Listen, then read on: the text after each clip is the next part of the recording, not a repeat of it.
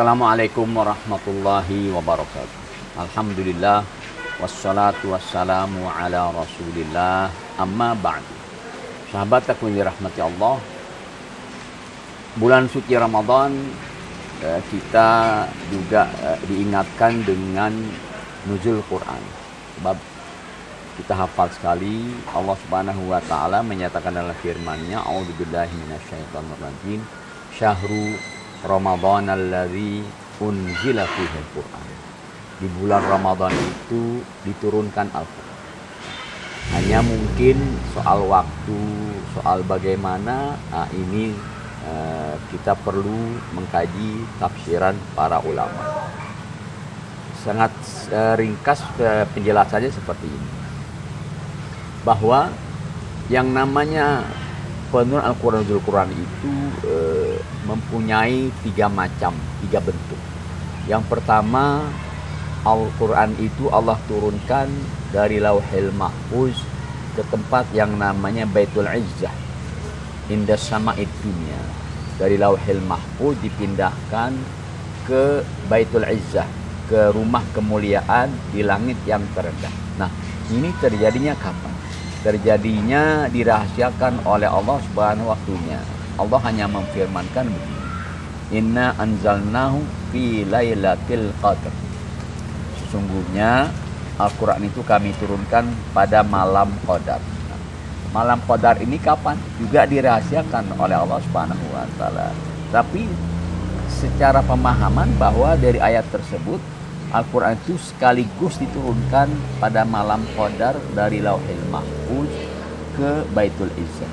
Itu tahapan pertama. Kemudian tahapan yang kedua adalah bahwa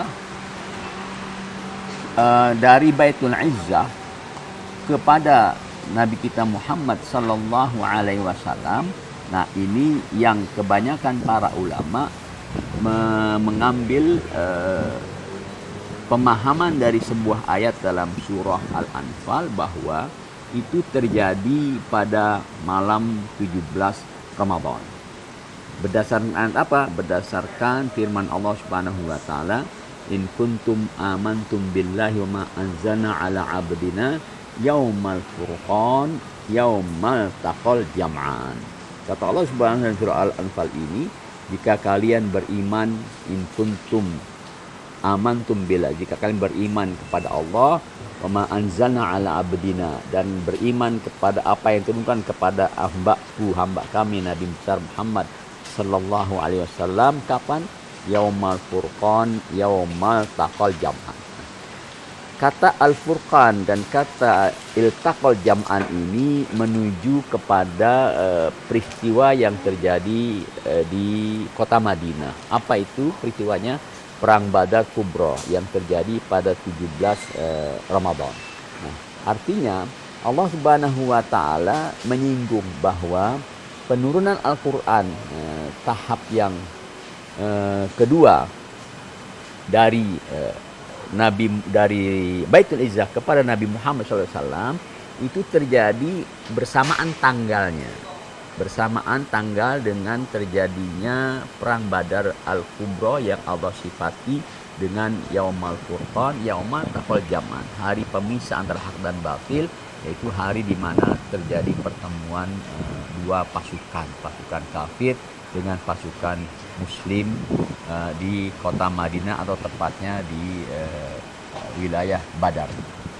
Nah, ini terjadi, dicatat dalam sejarah adalah tanggal 17 Ramadan.